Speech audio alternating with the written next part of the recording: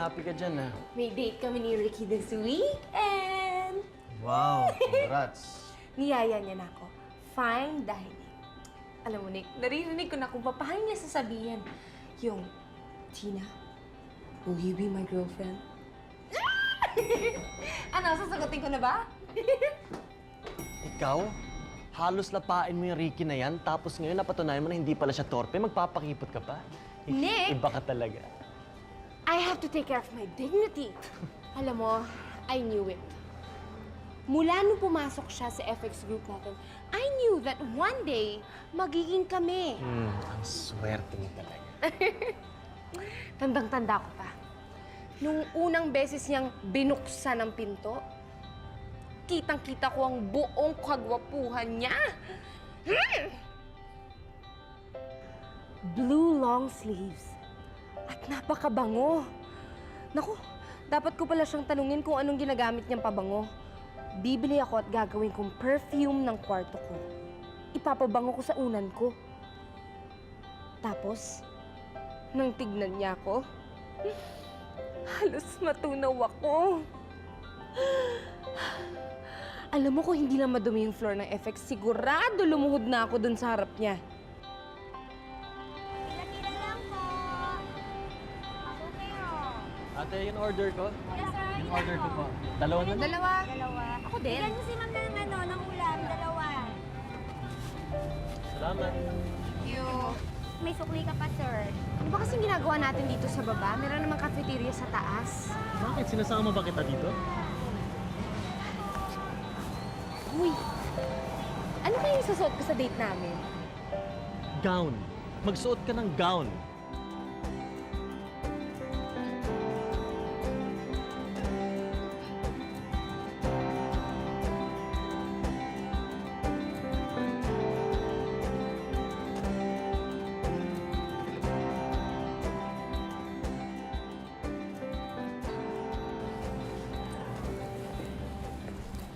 Tina, Yes?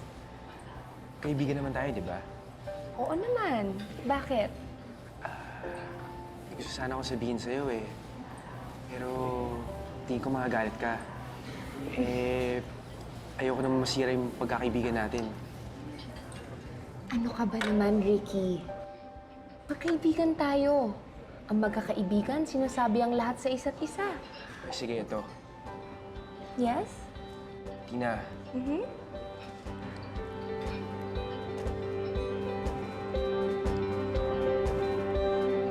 I'm gay. Sinasabi ko lang sa kayo kasi ayoko tang ili doon. Ayoko tang paglaruan. Ayoko maging cover ka lang sa work. Hindi, okay lang. Anong okay lang? Okay lang maging cover ka?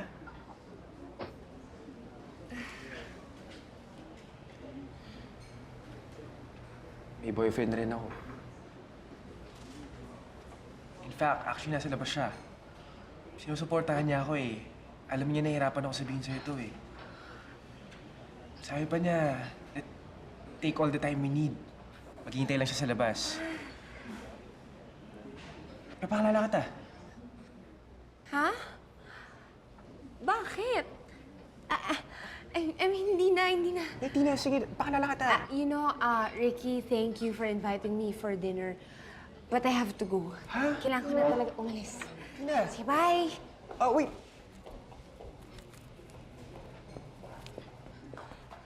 Tina! Tina! Tina!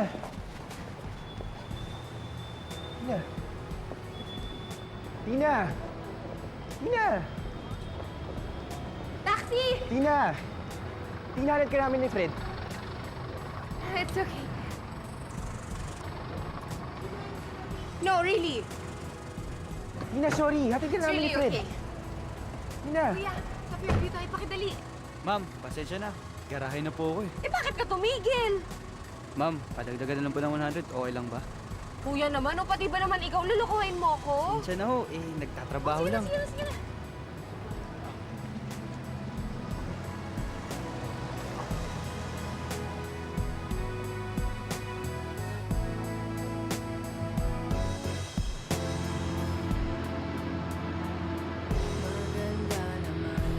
suot ko, di naman sensitive ng aking dibdib. May kailangan pa bang ipahid sa aking mukha bukod sa dati ng luha? Unang tagpo pa lang, akala lahat yata ng bagay sa mundo ginagawa para manloko.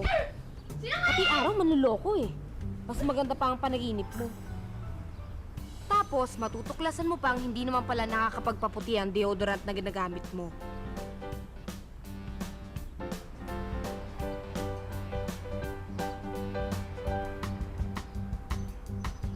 Aray!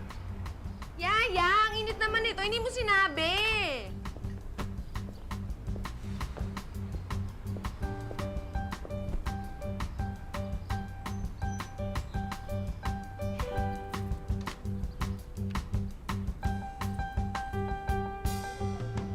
Isang dalaga ang pinilap ng sarili niyang boyfriend para tahasain. Natagpuan ang kanyang bangkay dito sa isang exclusive subdivision. Yaya? Yaya, saan mo si na Mami? Halika na.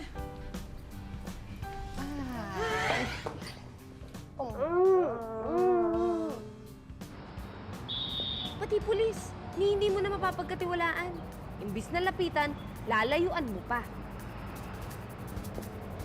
Sale pala, ha? Aakitin kang bumili. Tapos pinatungan din naman ng pagkataas-taas ang sale nila. Nag-sale pa sila.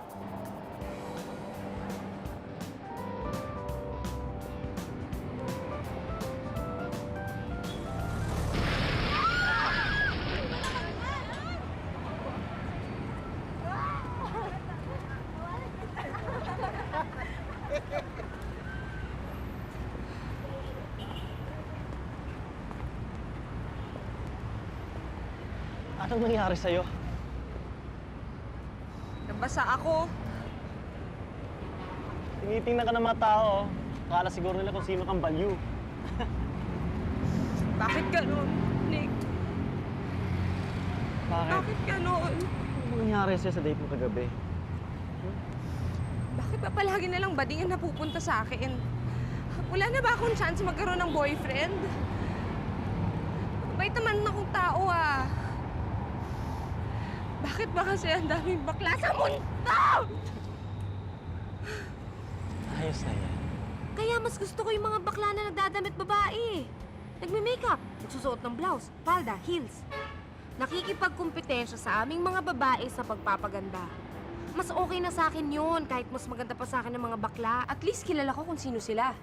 Kung sino talaga sila. Hindi yung mga baklang nagbibisa parang lalaki. Bakit? Lalaki naman talaga sila. Bakit kasi parati na lang sila marunong manamit? Siyempre, ayaw mo naman sa pangit manamit. Na parang hindi nagpa-plancha ng damit. Parang hindi alam kung ano ang paglaba. Mabahong tignan. Ayoko naman ng ganun, no? Pero tingnan mo, basta marunong manamit ang isang lalaki, bakla yan. Kung sino pang mabait, siya yung may ayaw ng babae at gusto ng pareho niyang lalaki. Ha? Di ko na maintindihan. Uy, may mga kakilala akong mababait at marunong manamit na hindi naman bakla. I bet may asawa na yung mga yan. Kaya hindi ko talaga maintindihan eh. Kapag mabait at marunong manamit, it's either bakla o taken. At sa palagay ko, naging ganyan na lang ang mga yan pagkatapos makatagpo ng asawa nila. Ayoko naman maging nanay, no? O yaya o lola nila. Ano yun? Wala na ba talagang matinong lalaki na papatol sa babae? Yung hindi naman nagiging mental hospital yung bahay nyo? It's so unfair. Kaya I swear, subukan ko na lang kaya maging lesbo one of these days. Alam ko na. Ba't di na lang kaya sila mag-ID? Alam mo, agree ako na magkaroon tayo ng national ID. Isulat na lang nila doon kung bakla sila o straight. Para talagang alam ko na kung sino ang para sa akin at kung sino ang hindi pwede sa akin. Mga manluloko, paiibigin ka, tapos sasabihin na hindi naman pala pwede, simulat sa pool? Mga walang ya! Nasaktan ka lang, Tina, kaya mo nasasabi yan. Bakit? Pinaibig ka ba talaga ng tao? Ano ka ba? Kala ko ba kaibigan kita? Sinasabi ko lang masyado ka nagpapadala sa iyong damdamin. I'm sure bukas na bukas in love ka na naman. Sige na, sige na, sige na. Asarin mo pa ako. No, I'm serious. It's like it's in your veins na parang ikamamatay mo kapag hindi ka in love. Eh, basta ayoko na. Magpapakamatay na lang ako. Sabi mo yan, ha? Sabi mo yan, Tina. Ano ba, Nick? Parang may sumpa ako. Lahat na lang ng lalaking nagugustuhan ko, nagiging bakla. Ano ba napapansin? Parang... Waiter, yung bill, please. Ah, Ay, ako thank na you. to. Treat kita. Ako na. Alam mo, hiyang-hiya na ako sa'yo eh. Palagi na kitang ginagawang shrink kapag may problema ako. Hinihinga na nga kita ng problema, tapos magbabayarin pa kita. Nick, kung hindi unfair ang buong mundo sa akin, pues ako, unfair ako sa'yo. Ay, nako, masyado ka na naman nagdadrama. Akin na nga to. Ako na to. Ako na! Ako na. Tina, Isa pa, ayokong isipin ng nanay mo na inuubos ko yung pera mo sa pakapi-kape lang, no? Alam mo, mabuti pa. Samahan mo na lang ako. Maghanap tayo ng bagong FX. Okay? Say okay. okay. Okay.